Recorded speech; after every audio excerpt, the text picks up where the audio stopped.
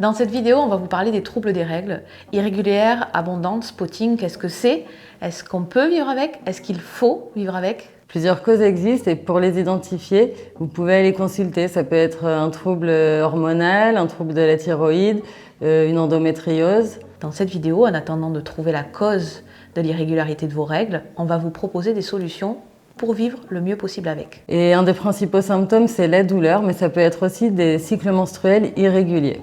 Il existe plusieurs types d'endométriose, kystes, infiltrés, un peu comme une toile d'araignée, ou sa petite cousine, l'adénomiose, qui sont des cellules de l'endométriose qui s'insèrent dans le muscle utérin. Du coup, chaque femme a son endométriose, chaque femme vit sa maladie et sa douleur à sa manière, et les troubles des règles peuvent être un symptôme, mais ne sont pas forcément liés à l'endométriose. La plus grande difficulté dans les dérèglements des cycles menstruels est de gérer cette perte de sang anarchique qui peut arriver à n'importe quel moment.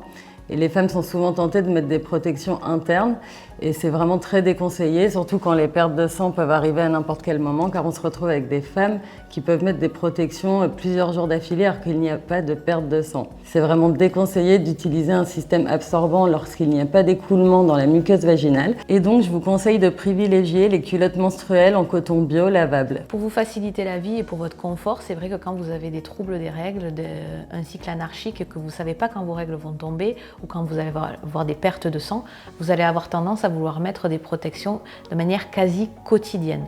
Je voudrais vous alerter sur ce fait-là parce qu'en fait, le vagin, il a ce qu'on appelle un microbiote. Le microbiote, il y en a un peu partout sur le corps, il y en a sur la peau, il y en a dans la bouche, il y en a dans l'intestin, et il y a le microbiote vaginal qui est constitué de bactéries qui ont besoin d'oxygène, de bactéries qui n'ont pas besoin d'oxygène et de champignons.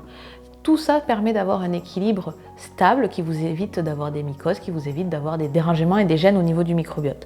Et donc, comme vous a conseillé Estelle tout à l'heure, en fait, le mieux, c'est quand même de mettre des dispositifs extravaginaux parce que intravaginaux, ils vont limiter l'aération du vagin.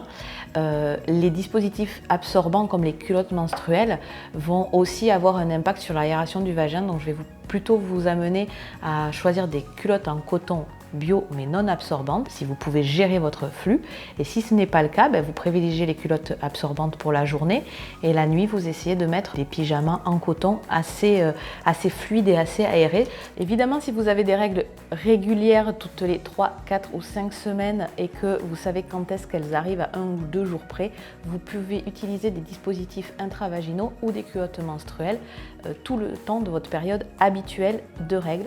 Les conseils qu'on vous a donnés aujourd'hui, c'est pour vivre au mieux vos troubles de règles, comme on vous a dit au début, abondantes, irrégulières ou spotting, en attendant de consulter et de trouver la cause.